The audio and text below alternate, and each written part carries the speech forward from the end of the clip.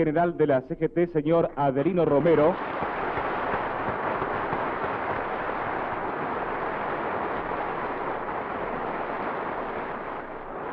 Y todos los dirigentes de la mesa directiva de la Confederación General del Trabajo.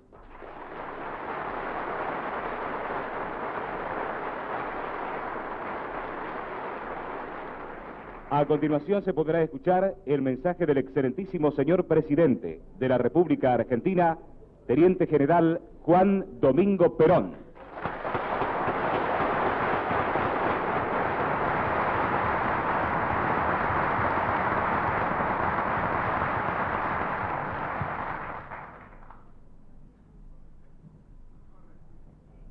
Bueno, compañeros, comienzo por agradecerles tan amable salud.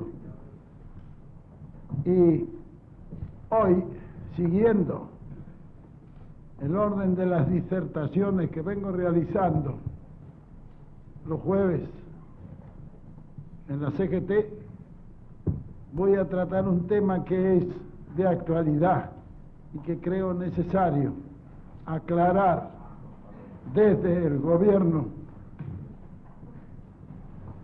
en un tema que está de actualidad, como es lógico, en la clase trabajadora. Se trata de la relación de sueldos y de costos de vida, o en otras palabras,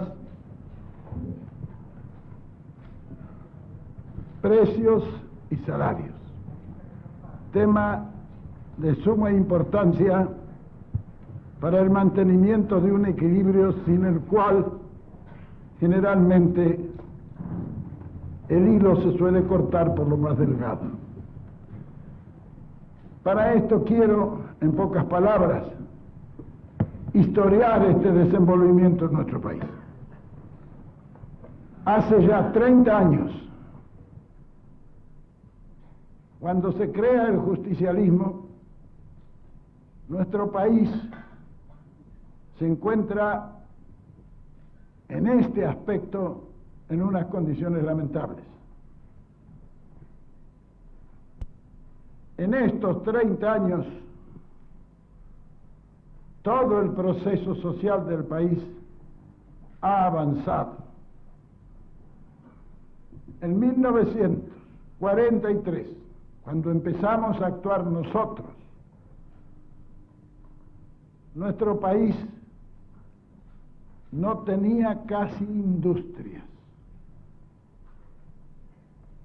Ni los alfileres que empleaban nuestras modistas acá en Buenos Aires se fabricaba en el país, todo venía del exterior. Nosotros iniciamos la industrialización del país.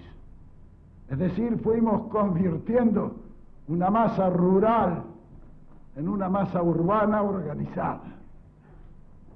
Por eso, cuando se comenzó a trabajar sobre sueldos y salarios, preferentemente se comenzó por el trabajador rural. Desde Trabajo y Previsión, la primera reforma de fondo que se hizo fue el Estatuto del Peón. La situación de esos obreros rurales era muy próxima a la esclavitud, algunas veces peor, como he dicho muchas veces. Había peones que ganaban 10 pesos por mes, 10 pesos por mes, y el término medio de los salarios rurales no pasaba de 50 pesos por mes. Entre esto había que considerar todo el proceso de la yerba, del tanino, todos trabajadores rurales, indudablemente desorganizados y dispersos, de manera que no había nadie que pudiera ocuparse de la defensa de los intereses profesionales. El sector de la industria era insignificante. Yo recuerdo que cuando se hizo el Estatuto del Peón y obligamos a todo el mundo a poner un salario, porque 10 pesos no era un salario, En fin, se produjo en el campo nuestro un gran alboroto. La primera carta que recibí fue de mi madre, que tenía una estancia en la Patagonia, que me decía: si vos crees que yo le puedo pagar 150 pesos a los piernos, te has vuelto loco.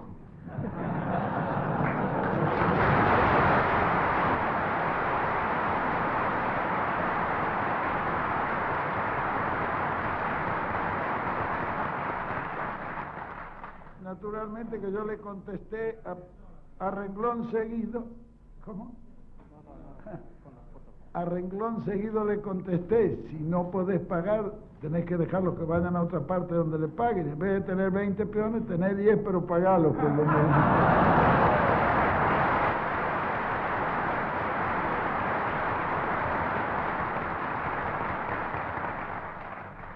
Y lo pagó, y estuvo conforme, y tomó todas las medidas. Bueno, cito este caso porque eso fue general en el campo, fue general en todo el país. Es decir, que por primera vez el trabajador rural llegó a entrar en una categoría de trabajador y no de bestia de trabajo o de esclavo. Desde entonces hasta ahora han pasado 30 años. Y nosotros, ese país que recibimos en el 46, sin industrias, lo dejamos cuando en 1955 debimos abandonar el gobierno por la presión del levantamiento militar. Lo dejamos fabricando ya toda la industria mediana en una línea completa y exportando ya manufactura. Fabricando máquinas diésel eléctricas con los que reemplazamos los ferrocarriles, camiones, automóviles, tractores y toda la línea ya iniciando de la industria mediana. Todo ese proceso fue acompañado precisamente por las medidas sociales que desde Trabajo y Previsión se fueron realizando. Para hacer un guiso de liebre, lo primero que hay que tener es la liebre. Por eso nosotros pensamos que el paso inicial era el de poder consolidar una organización de los trabajadores rurales y de los trabajadores urbanos. Esto es fácil hacerlo en los trabajadores urbanos y es difícil en los rurales porque están tan dispersos y sometidos a tantas influencias raras de las fuerzas patronales, de la costumbre, de un montón de cosas que para realizarlo se necesita que pase tiempo. Sin embargo, fuimos dando pasos importantes para la organización. Fue entonces cuando pudimos pensar en organizar los elementos necesarios para poder establecer un equilibrio perfecto entre el costo de la vida y los salarios que se pagaban. Comenzamos por formar lo que llamamos el Instituto de la Remuneración, que funcionó en Trabajo y Previsión y que estudió localmente, como también desde un punto de vista general, los salarios con relación al costo de la vida. Y nos dio un índice para poder establecer lo que nosotros llamamos entonces el salario vital móvil, es decir, una base debajo de la cual no podía estar ningún trabajador porque estaba sumergido, es decir, porque no ganaba lo necesario para hacer frente a un costo de la vida. Ese fue el punto de partida, ya en 1948-49, desde Trabajo y Previsión. Fue así que se fue estableciendo paulatinamente ese equilibrio. Equilibrio que se refleja perfectamente bien en los porcentuales, en la distribución de la renta y en la distribución de los beneficios. En 1955, la proporción